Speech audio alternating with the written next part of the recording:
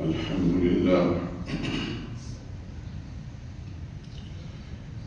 لله وحده والصلاة والسلام على من لا نبي بعده ولا رسول بعده ولا معصوم بعده. أما بعد فإن خير الحديث كتاب الله وخير الهدي هدي محمد صلى الله عليه وسلم وشر الأمور محدثاتها وكل محدثة بدعة وكل بدعة ضلالة وكل ضلالة في النار. أعوذ بالله من الشيطان الرجيم. بسم الله الرحمن الرحيم.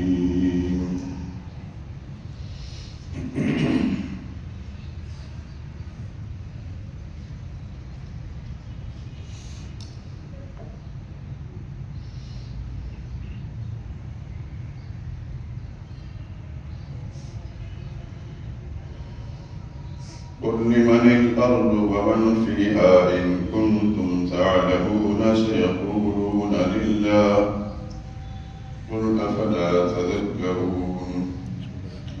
قل من رب السماوات السبع ورب العرش العظيم سيقولون لله قل أفلا تتقون.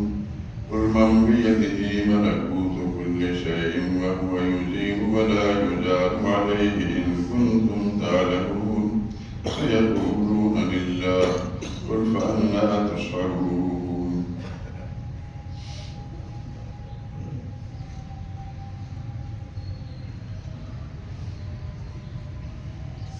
ان سے پوچھئے کہ اگر تم جانتے ہو تو بتاؤ کہ زمین اور جو کچھ زمین میں ہے سب کس کا مال ہے؟ جھٹ سے بول اٹھیں گے کہ اللہ ہی کا ہے. پھر کہہ دیجئے تم سوچتے کیوں نہیں؟ ان سے پوچھئے کہ سات آسمان کا کون مالک ہے اور عرش عظیم کا کون مالک ہے؟ بے ساختہ کہہ دیں گے کہ یہ چیزیں تو اللہ ہی کی ہیں. کہہ دیجئے کہ تم ڈرتے کیوں نہیں؟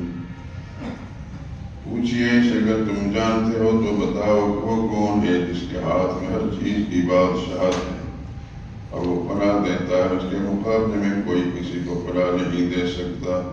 فوراً کہہ دیں گے کہ ایسی بادشاہی تو صرف اللہ ہی کی ہے. کہہ دیجئے کہ تم پر جادو کہاں سے پڑ جاتا ہے؟ بات یہ کہ ہم نے ان کے پاس اب پہنچا دیا ہے اور یہ جو بت پرستی کیے جاتے ہیں بلا شبہ جھوٹ ہے. اللہ نے نہ تو کسی کو اپنا بیٹا بنایا ہے نہ اس کے ساتھ کوئی اور معبود ہے. ایسا ہوتا تو ہر معبود اپنی مخلوقات کو لے کر چل دیتا اور یہ ایک دوسرے پر غالب آ جاتا. یہ لوگ جو کچھ اللہ کے بارے میں بیان کرتے ہیں اللہ اس سے پاک ہے. سبحان ربک رب العزت عما یصفون وسلام علی المرسلین والحمد للہ رب العالمین. پاک پڑھ لیں. اللهم صل على محمد وعلى آل محمد كما صليت على إبراهيم وعلى آل إبراهيم إنك حميد مجيد. اللهم بارك على محمد وعلى آل محمد كما باركت على إبراهيم وعلى آل إبراهيم إنك حميد مجيد.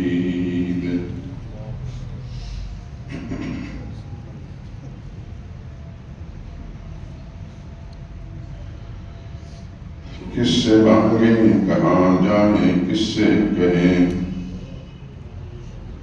کس سے مانگیں کہاں جائیں کس سے کہیں؟ اور دنیا میں حاجت روا کون ہے؟ کس سے مانگیں کہاں جائیں کس سے کہیں؟ اور دنیا میں حاجت روا کون ہے؟ سب کا داتا ہے تو سب کو دیتا ہے تو تیرے بندوں کا تیرے سوا کون ہے؟ نعرہ تکبیر اللہ اکبر. ہے کون مردود ہے، بے خبر کیا خبر تجھ کو کیا کون ہے، کون مقبول ہے کون مردود ہے، بے خبر کیا خبر تجھ کو کیا کون ہے، جب تلیں گے عمل سب کے میزان پر،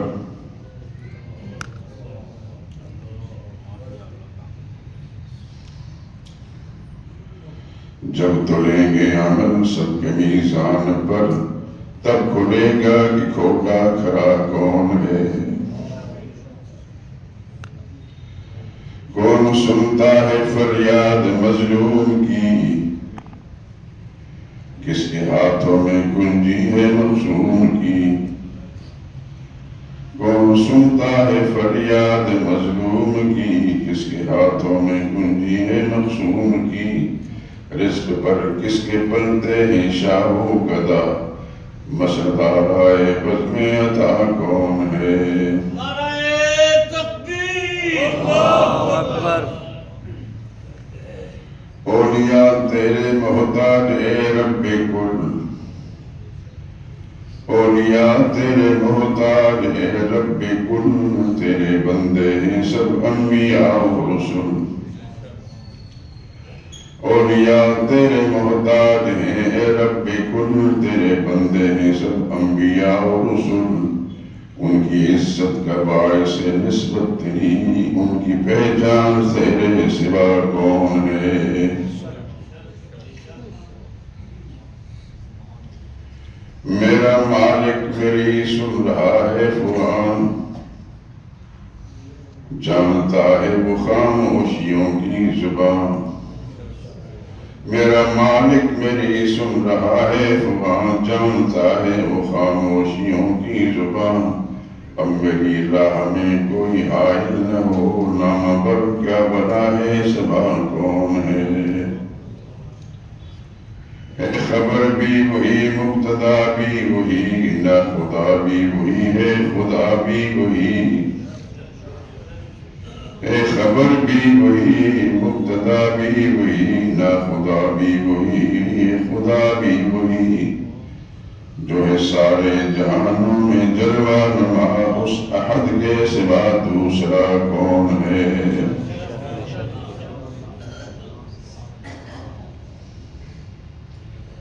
انبیاء اولیاء اہل بیت نبی، انبیاء اولیاء اہل بیت نبی، تابعین و صحابہ پہ جب آبنی،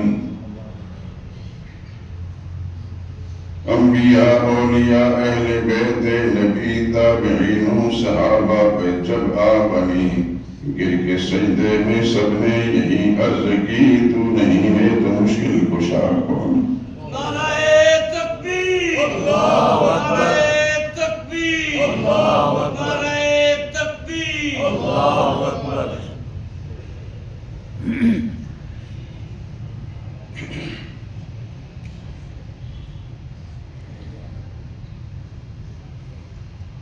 حضرات محترم،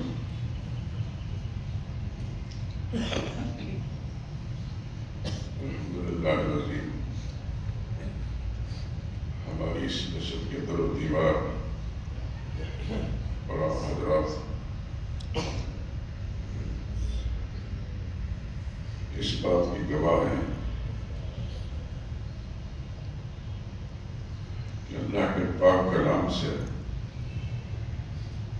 دین کا بنیادی مسئلہ آپ حضرات خدمت میں اس تواتر کے ساتھ پیش کیا گیا ہے کہ پھر ذہن میں کبھی نہیں آتا کہ شاید میں نے اس میں کوتاہی کی ہے،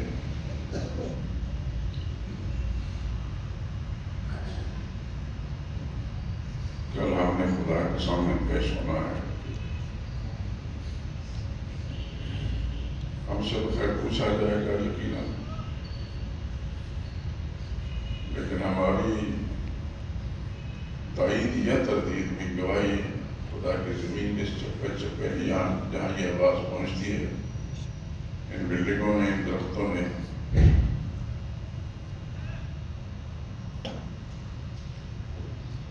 گواہی دینی ہے کہ کس درجے کے اندر بیان کیا گیا.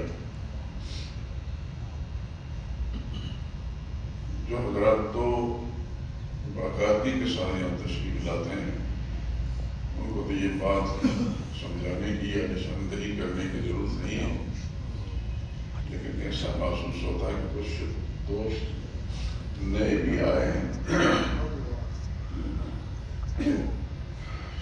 یہ اللہ کی طرف سے سب کچھ اللہ کی توفیق سے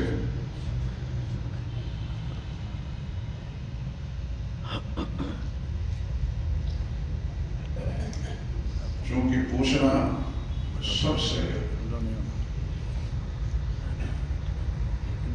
قرآن حکیم کے اندر آتا ہے کہ میں کوئی شخص انکار کرے گا، سچ کا انکار کرے گا تو اللہ تعالیٰ اس کی زبان کو بند کر کے اس کے اللہ جو عرض سے شہادت گواہی لے لیں گے.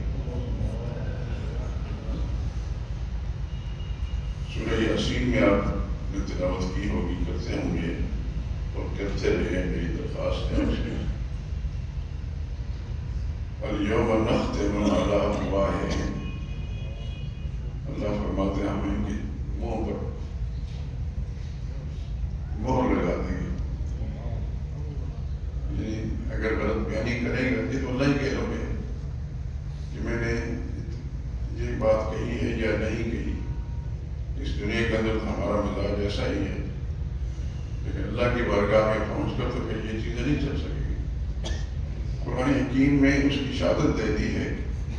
آج ہم ان کے منہوں پر مہر لگا دیں گے، پیر لگا دیں گے. وَتُكَلِّمُنَا أَيْدِيهِمْ وَتَشْهَدُ أَرْجُلُهُمْ، ان کے ہاتھ بول بول کر کہیں گے کہ اس نے کیا کیا ہے. ان کے پاؤں بول بول گواہی دیں گے کہ یہ کیا کرتا رہا. قرآن حکیم کے اندر اس مضمون کو متعدد انداز سے بیان فرمایا گیا ہے.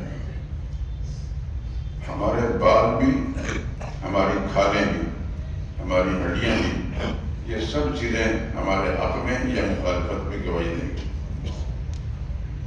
اللہ کی مرضی کے مطابق ہم نے زندگی گزاری تو ہر چیز جو ہے ہمارے حمایت میں گواہی دے گی. اور خدا نخواستہ اس کے معاملے اس کے برعکس کوئی صورت ہوئی تو پھر آپ سمجھتے ہیں کہ نتیجہ کیا نکلے گا. میں نے قرآن حکیم کی یہ آیتیں جو تلاوت کی ہیں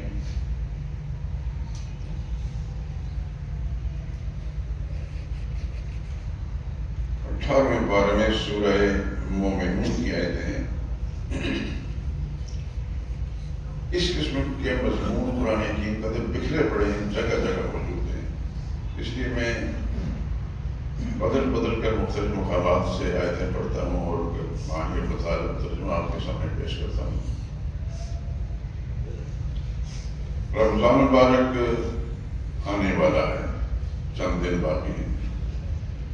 اللہ اپنی رحمت کے ساتھ مجھے بھی اور آپ کو بھی رمضان تک موقع فراہم کرے زندگی کا، اور رمضان کی جو برکات ہیں ان سے استفادہ کرنے ہیں.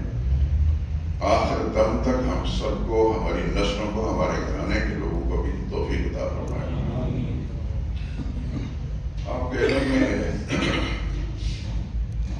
گزشتہ برسوں میں شاید مجھے صحیح یاد نہیں کہ ایسا ہوا ہو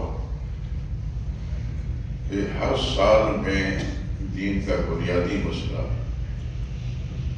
جس کے لیے خدا نے 1,00,000 کئی ہزار انبیاء کرام بھیجے، جس کے لیے نبیوں نے ماریں کھائیں، وطن سے بے وطن ہوئے، قربانیاں دیں،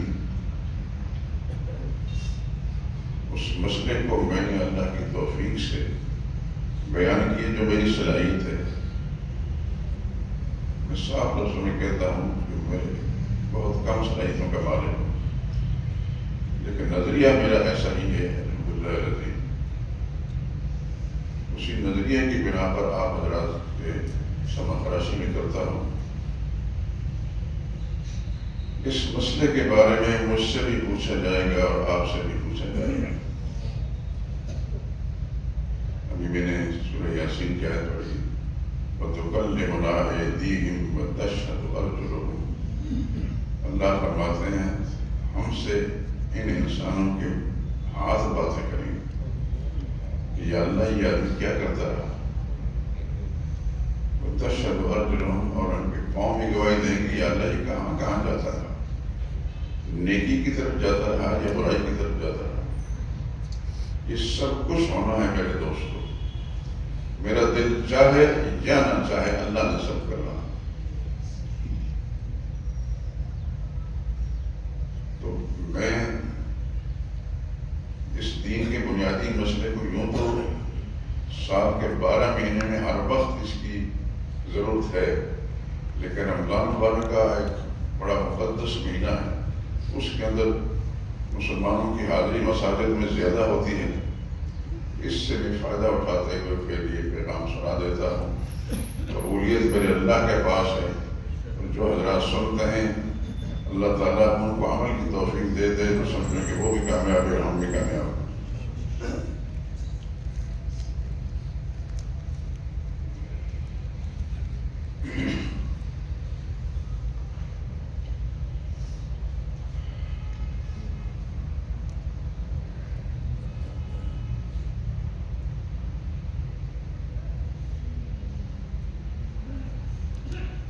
آپ کے علم میں ہے، بار بار آپ سن چکے ہیں، یقیناً آپ نے قرآن حکیم کے اندر بھی تلاوت کے دوران غور فرمایا ہوگا، نشاندہی بھی کرتا رہا۔ اللہ کرے کہ میری نشاندہی صحیح ہو اور آپ حضرات کو اس پر عمل کرنے کی توفیق نصیب فرمائے۔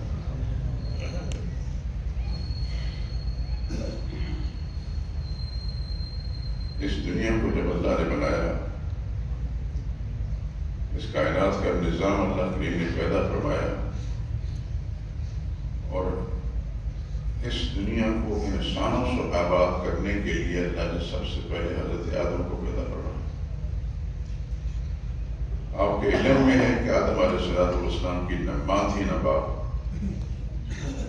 اللہ نے خاک سے بنایا، مٹی سے بنایا،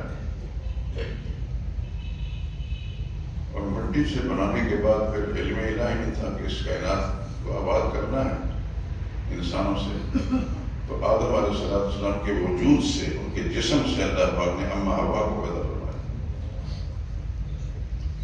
اور پھر اپنی حکمت کاملہ کے ساتھ اماں حوا کو ان کی بیوی بنایا، اور ان سے پھر آگے ان کی نسل چلی۔ آدم علیہ السلام کے 2 بیٹوں کا تذکرہ قرآن حکیم کے اندر موجود ہے۔ سورہ مائدہ میں غالباً نصف اول اس پہ ختم ہوتا ہے، یا اس کے کتب جار میں وَاتْلُ عَلَيْهِمْ نَبَأَ ابْنَيْ آدَمَ بِالْحَقِّ، میرے نبی ان لوگوں کو ذرا صاف صاف آدم علیہ السلام کے 2 بیٹوں کا تذکرہ سنا دیں۔ یقیناً آپ حضرات کے علم میں ہے، اور اگر کوئی نئے ساتھی ہیں ان کے علم میں نہیں تو کم از کم علم میں آ جائے گا انشاءاللہ۔ تو آدم علیہ السلام کے 2 بیٹوں کا تذکرہ قرآن حکیم کے اندر سورہ مائدہ میں موجود ہے۔ اِذْ قَرَّبَا قُرْبَانًا فَتُقُبِّلَ مِنْ أَحَدِهِمَا وَلَمْ يُتَقَبَّلْ مِنَ الْآخَرِ، ان دونوں نے قربانی پیش کی، ایک کی قربانی اللہ نے قبول فرما لی اور دوسری کی نہ فرمائی۔ جس کی قربانی قبول نہیں فرمائی تو اس کو غصہ آیا، اپنے اس بھائی کو جو مقبول تھا خدا کے ہاں، جس کی قربانی قبول ہوگی، اس کو دھمکی دیتے ہوئے کہنے لگا لَأَقْتُلَنَّكَ، میں تمہیں مار ڈالوں گا۔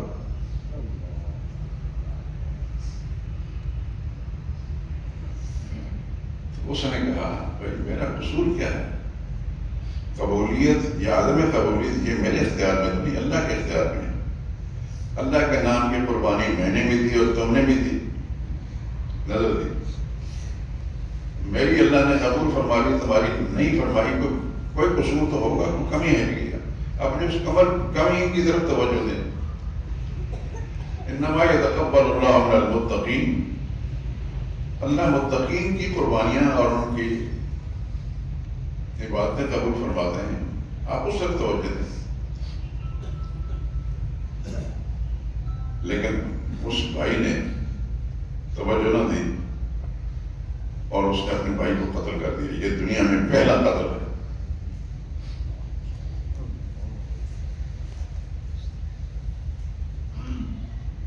اللہ اکبر. اس سمیل میں الہی بھی ہے. ایسا کیا ہوا؟ اور پیغمبر کے بیٹے ہیں، آدم علیہ السلام کے بیٹے ہیں.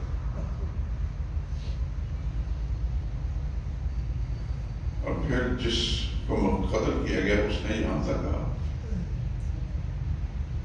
لئن بسطت الی یدک لتقتلنی، اگر آپ نے ہاتھ پھیلایا مجھ پر قتل کرنے کے لیے، ما انا بباسط یدی الیک، میں تمہیں قتل کرنے کے لیے رکاوٹ بھی نہیں ڈالوں گا، جو مرضی کر لوں. چنانچہ اس بھائی نے اس کو قتل کر دیا. دنیا کا پہلا قتل ہے اور پہلے انسان کے بیٹے ہیں.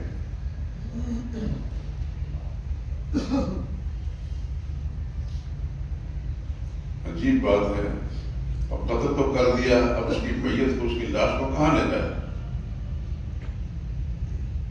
دنیا کے پہلے انسان کی اولاد، ان کو پتہ نہیں تھا کہ انسانوں کو زمین میں دفن کیا جاتا ہے. پریشان تھا. قرآن حکیم میں فبعث اللہ غرابا ينفث في الارض، اللہ نے ایک کوا بھیجا. اس نے دوسرے کوے کو مارنے کے بعد جو مرا ہوا تھا تو زمین میں دفن کرنے لگا تھا. اس کو بڑا افسوس ہوا کہ میں تو اس کوے سے بھی آگے بڑھا.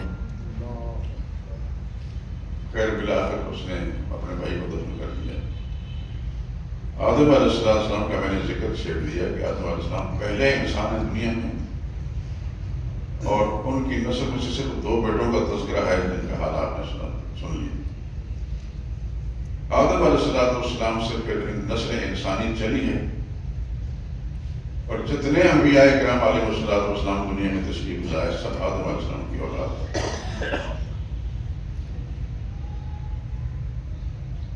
اور دنیا میں اللہ کے دین کا پیغام آدم علیہ السلام کی اولاد انبیاء کرام علیہ السلام نے پہنچایا.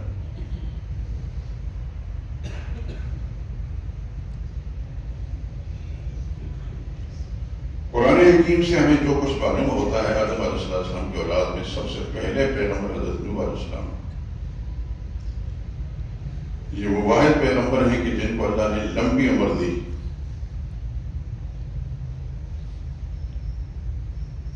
950 سال تک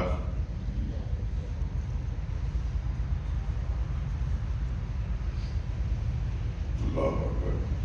ان کے نام پر قرآن حکیم نے سورت بھی نازل فرمائی، سورہ نوح،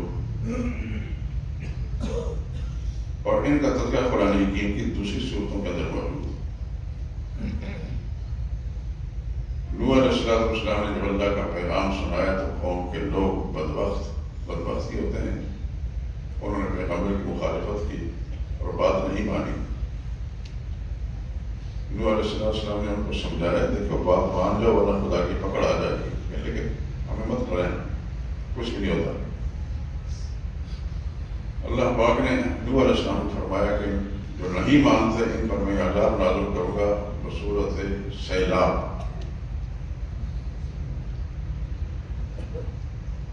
نوح علیہ السلام نے سمجھا بھی دیا لیکن نہیں مانا بدبختوں نے. حتیٰ کہ نوح علیہ السلام کا اپنا بیٹا بھی، کتاب میں ان کی بیوی کا تذکرہ بھی آتا ہے لیکن تفصیلات میں میرے علم میں نہیں، میں بیان نہیں کر سکتا، لیکن بیٹے کا ذکر قرآن حکیم کے اندر موجود ہے کہ بیٹا بھی مشرکین کے ساتھ تھا. نوح علیہ السلام نے سب کو کہا خدا کا عذاب آنے والا ہے تمہارے انکار پر، اور بیٹے کو کہا ہمارے ساتھ مل جائے. اس نے بھی انکار کیا.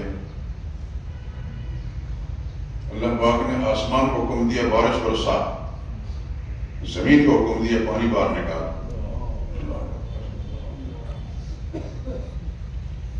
نوح علیہ السلام نے سمجھا دیا ان کو، لیکن بدبخت اور زمانے بدبختی رہے.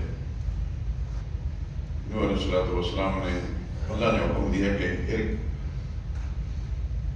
کشتی میں سوار ہو، کشتی بنائیں، اس میں سوار ہو جائیں، خود بھی اور اپنے خاندان کے لوگ بھی اور اپنے جتنے آپ پر ایمان لانے والے کو کشتی میں سوار کر دیں اور میرے حکم کا انتظار کریں۔ اللہ کے پیغمبر نے ایسا ہی کیا علیہ السلام۔ قرآن حکیم سورہ ہود میں آتا ہے کہ نوح علیہ السلام نے اللہ کے حکم مطابق عذاب سیلاب سے بچنے کے لیے اپنے آپ کو اور اپنے ساتھیوں کو اور خاندان کے لوگوں کو کشتی بنانی شروع کی۔ تو جو لوگ منکر تھے، مشرک تھے، وہ جب نوح علیہ السلام کے پاس سے گزرتے تو مذاق اڑاتے کہ کل تک تو لیڈر بن کر آیا تھا، اب یہ بڑائی بن گیا، ادھر سے کام نہیں چلا تو ادھر سے کام چلا رہے۔ آپ اندازہ کریں کہ بدبخت لوگ بدبخت ہی ہوتے ہیں، پیغمبر کو معاف نہیں کرتے۔ پیغمبر سے بڑا مصلح کوئی نہیں ہوتا، ہمدرد کوئی نہیں ہوتا، لیکن بدنصیب ہی ہوتے ہیں۔ چنانچہ وقت مقررہ پر نوح علیہ السلام کشتی میں بیٹھ کے اور اپنے اوپر ایمان لانے والے جو ان کو بٹھا لیا، پھر خدا کا عذاب شروع ہو گیا۔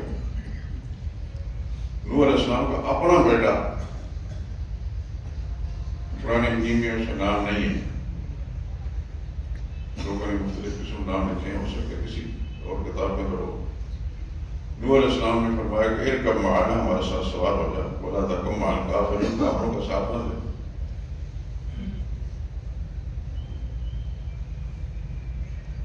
تو اس بیٹے نے، وہ بھی ہمارے زمانے کے جتنے بھی برائے کرنے کے بھائی کو بند کر دیں، کیونکہ سب کی توجہ دوسری طرف چلی جائے گی۔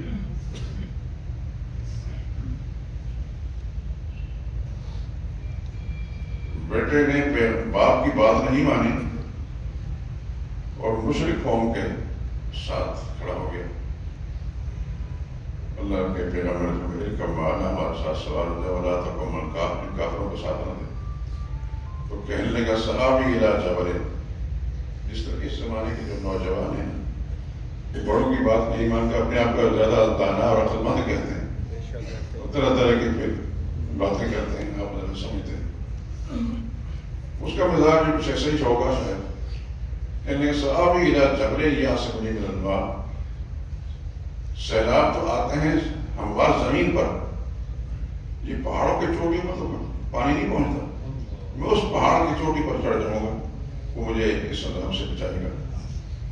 اللہ کے نبی نے فرمایا لا عاصم اليوم من امر اللہ، بدنصیب آدمی، آج خدا کا عذاب ہے۔ یہ روایتی سے بارش نہیں ہے، روایتی سیلاب نہیں، یہ عذاب ہے۔ بہرحال اس نے بات نہیں مانی، بات کر رہے تھے، وحال بینہما الموج، بس اللہ کے عذاب کی لہر آئی، اس لہر نے بیٹے کو ساتھ لے لیا، فکان من المغرقین، وہ غرق ہو گیا۔ یاد رکھیں خدا کا قانون سب کے لیے یکساں ہے، پیغمبر کا خاندان ہو، پیغمبر کا بیٹا ہو یا عام امتیوں میں سے ہو، خدا کی پکڑ جب آتی ہے تو پھر اللہ پاک کسی کا لحاظ نہیں رکھتے۔ لیکن باپ حضرت نوح علیہ السلام کی فطری شفقت جوش مارا، اللہ کی بارگاہ میں التجا کرنے لگا، رب ان ابنی من اہلی، میرے اللہ، میرے دادا، وہ بیٹا جو ہے غرق ہو گیا، تھا تو بدبخت لیکن تھا تو میرا بیٹا ہے۔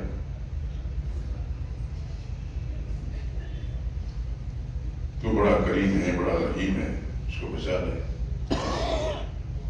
اللہ نے جواب میں فرمایا انہ لیس من اہلک، آپ کے گھر ضرور پیدا ہوا لیکن میں نے اس کا نام کاٹ دیا آپ کی نسل میں سے۔ اللہ اکبر۔ فلا تسألنی ما لیس لک بہ علم، مت سوال کر مجھ سے ایسی چیز کا جس کا آپ کو پتہ نہیں۔ انی اعظک ان تکون من الجاہلین، خدا کی قسم، اس آیت کو جب پڑھتے ہیں تو لرز اٹھتے ہیں کہ خالق کائنات وہ کسی سے نہیں دبتے، کسی کا اس کو لحاظ نہیں، وہ مالک ہے، رحمتی کا مالک ہے۔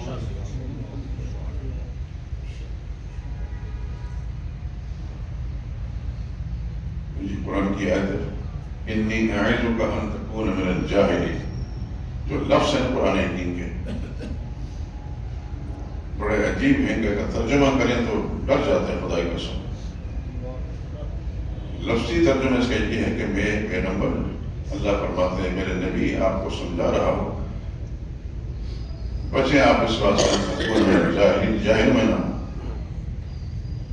لیکن کسی آدمی نے بڑا خوبصورت ترجمہ کیا، میں آپ کو سنانا چاہتا ہوں۔ انی اعظک ان تکون من الجاہلین، میں آپ کو نصیحت کرتا ہوں کہ جذبات سے مغلوب ہونے والوں میں شامل ہوں۔ بڑی خوبصورت ترجمہ۔ اللہ کی شان پہ قربان جائیں۔ نوح علیہ السلام نے ایک دم خدا کی بارگاہ میں التجا کی اور سجدہ میں گر پڑے اور اس کے یا اللہ میں معافی مانگتا ہوں، ان سے غلطی ہو گئی۔ تو اللہ تو بڑے کریم ہیں، ہمارے جیسے گناہ گاروں کو اس دل سے اگر معافی مانگے تو معاف کرتے ہیں، تو نبی کو معاف نہیں کیا ہوگا، یقین معاف کیا۔ قصہ مختصر، نوح علیہ السلام کا تذکرہ قرآن حکیم میں آتا ہے کہ انبیاء میں سب سے پہلے لمبا عرصہ خدا کی توحید کا مسئلہ بیان ہے۔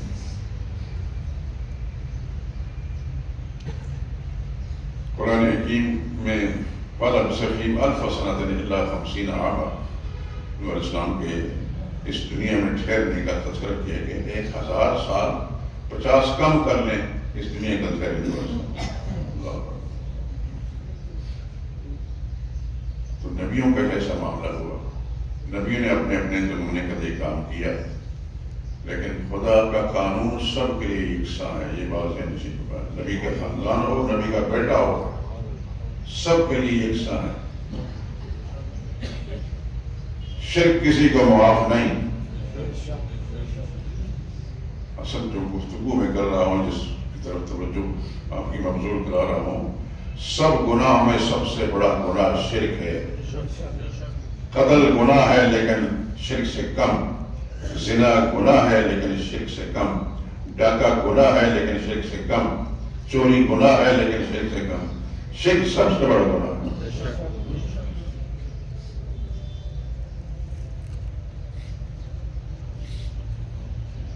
شرک پیغمبر کا بیٹا کرو تو اللہ معاف کرے تو معاف نہیں، شرک نبی کی بیوی کرے تو اللہ معاف نہیں۔ میری اس گفتگو بار بار آپ کے سامنے نصیب کر رہا ہوں، اس بات کا تو مجھے غالب گمان ہے الحمدللہ العظیم کہ اس مسجد کے اندر مسائل دینیہ سننے والے جو الحمدللہ ان کے عقیدہ ٹھیک ہوں گے، لیکن اگر وہ کوشش کریں گے تو اپنے متعلقین، اس میں متعلقین میں رشتہ دار بھی ہو سکتے ہیں، دوست یار بھی ہو سکتے ہیں، واقف کار بھی، ان پر محنت کریں تو انشاءاللہ وزیر ان کے عقیدے میں ٹھیک ہو سکتے ہیں۔ اور یہ مسجد سودا کے امام کی، میں تو حقیق سے آدمی ہوں، یہ اس کی ڈیوٹی نہیں، یہ ڈیوٹی ہر مسلمان کی ہے۔ لا الہ الا اللہ محمد رسول اللہ پڑھ کر اس حقیقت کو تسلیم کرنے والے کی ڈیوٹی ہے۔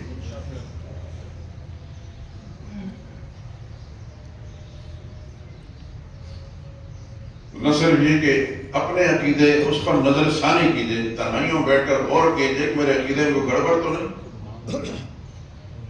اور غور کرنا لازمی میرے دوستوں، میں ہوں یا کسے باشد، یہ غور کرنا بڑا ضروری ہے کہ ہمارے اندر کیا کیا خرابیاں باقی رہ گئی ہیں۔ ہمارے آقا حضرت محمد مصطفیٰ صلی اللہ علیہ وسلم نے ہماری اصلاح کے لیے کیا کیا فرمایا تھا۔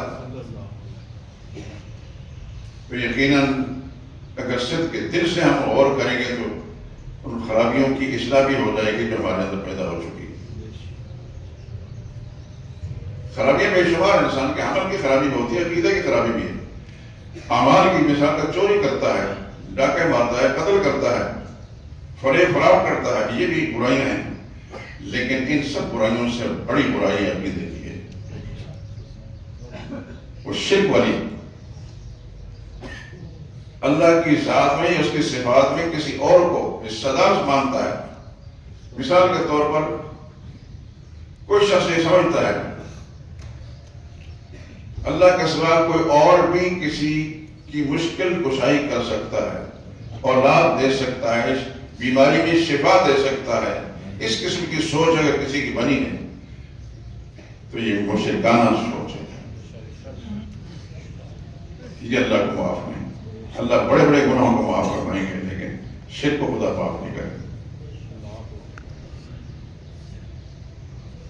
ان چیزوں پر انسان اپنے تنہائی میں بیٹھ کے سوچے کہ معاشرے میں کیا کیا برائیاں ہیں، یا مجھ سے اب تک کیا کیا برائیاں سرزد ہو گئیں، کس چیز کا امکان ہے. ان ساری پر غور کرنے کے بعد برائیوں سے اللہ تعالیٰ سے دعا بھی مانگے، انسان بھی بچ سکتا ہے.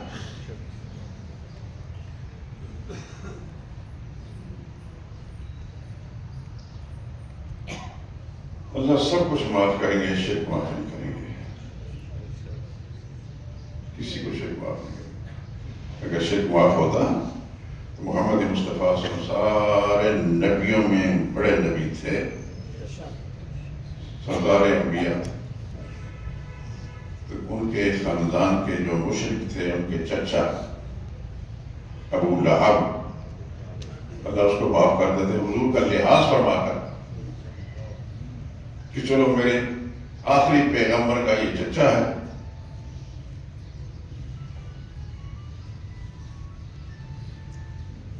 برائے کرم اپنے موبائل بند کر دیں، مسجد میں تشریف لانے سے پہلے موبائل بند کر دیا کریں. رسول اللہ صلی اللہ علیہ وسلم کا لحاظ فرما کر اس کو معاف کر دیا جاتا. حالانکہ ابو لہب وہ آدمی ہے کہ جو حضور صلی اللہ علیہ وسلم چچا ہی نہیں بلکہ رسول اللہ صلی اللہ علیہ وسلم نے اپنی بیٹیوں کا رشتہ بھی اس کے 2 بیٹوں کو دیے تھے. آپ حضرات کو یاد ہے، کئی دفعہ میں کہہ چکا ہوں، جو نئے ہیں وہ شاید نہیں پاتا.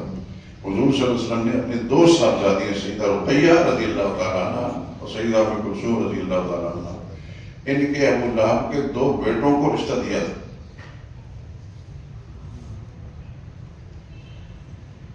ایک کا نام عتبہ تھا جو بعد میں ایمان لے آئے، اور ایک کا نام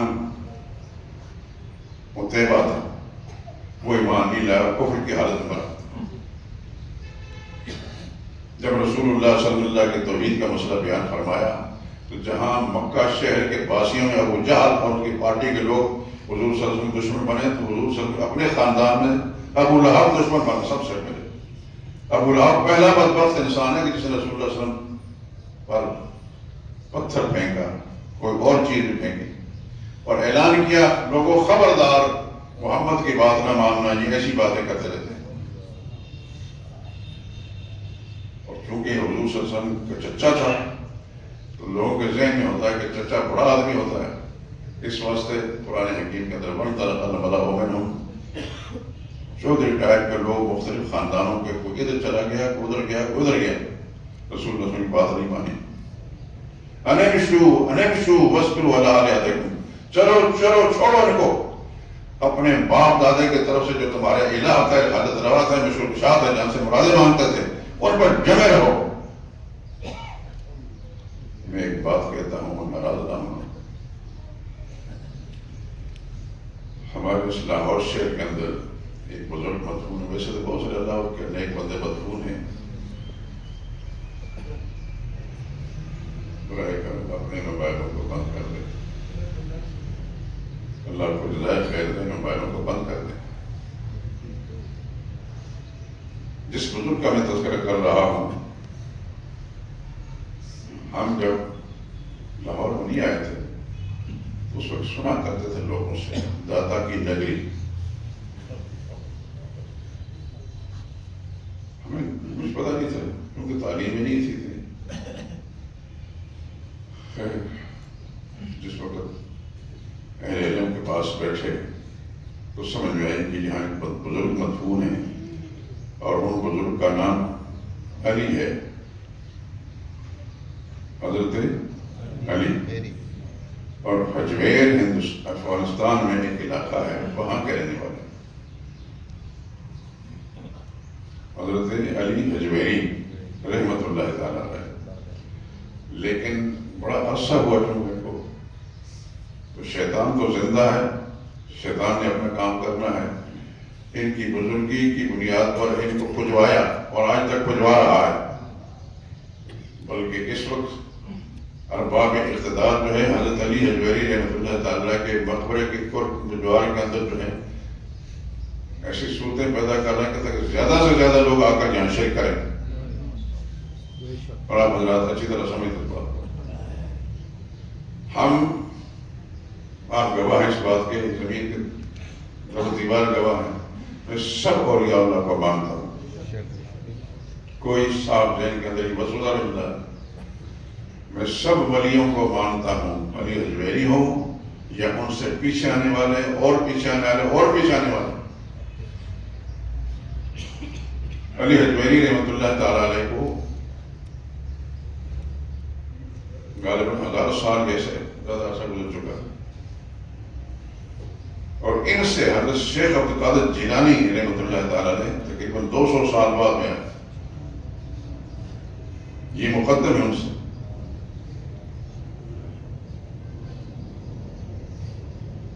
شیطان اپنا کام کرتا ہے. یہ اللہ کے نیک بندے تھے، ان کو پجوایا اور آج تک پجوا رہا ہے. اور شیطان کے کارندے اور شیطان کے ایجنٹ باقاعدہ ان کی پوجا پاٹ کے لیے راستے ہموار کر رہے ہیں. ہم سب بزرگوں کو مانتے ہیں، بزرگوں کو نہ ماننے والوں پر لعنت بھیجتے ہیں، لیکن بزرگوں کو مانتے ہیں، ان سے مانگتے نہیں. مانگنے کے لائق ذات صرف اللہ کی ہے. مانگنے کے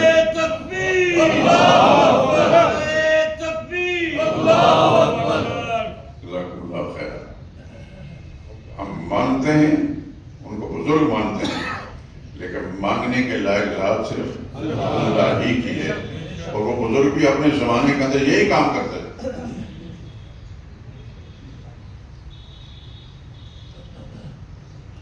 ان کی ایک کتاب ہے، ہم تو شاید ملتی بھی نہیں، اس زمانے میں فارسی کی کتابیں لکھی تھی. ہم اپنے آپ کو مخاطب کہ اے علی، لوگ تجھے گنج بخش کہتے ہیں. شاید وقت اسی وقت پیدا ہو چکا ہوں. فرماتے ہیں کہ گنج بخش یا رنج بخش یہ صرف اللہ کی ذات ہے. حضرت علی حجویری رحمۃ اللہ تعالیٰ نے یہ فرمایا جو گنج بخش ہو وہ بھی اللہ ہے، اور رنج تکلیف دینے والا بھی اللہ ہے. برنج چاول کے ایک دانے کہتے ہیں، کہتے ہیں تو گنج بخش ضرور کہ تو برنج بخش بھی نہیں. اور اگر خدا نہ خواستہ تو نے ایسا سوچ لیا تو خدا کی پکڑ سے بچانا نہ کوئی. میں کوشش کروں گا، اللہ کرے کو کتاب مجھے مل جائے تو کچھ چھپا کر آپ حضرات تقسیم کرنا گا. اصل میں آپ سے یہ اپیل کرتا ہوں، میری دعا کریں. میری طبیعت خراب ہے، ٹھیک نہیں رہتی. اللہ ہی جانتے ہیں کیا ہے، کیا ہونے والا ہے، لیکن خدا کی قسم کھا کر کہتا ہوں اللہ کی کتاب میرے ہاتھ کے اندر ہے. زندگی کے ایک ایک سانس میری جو ہے آپ حضرات کی حمایت کے اندر رہتی ہے. اور میں چاہتا ہوں کہ میرے جتنے بھی احباب ہیں، چاہے یہاں آنے والے ہیں یا اس دور شیئر کرنے والے ہیں، سب کے عقیدے ٹھیک ہوں.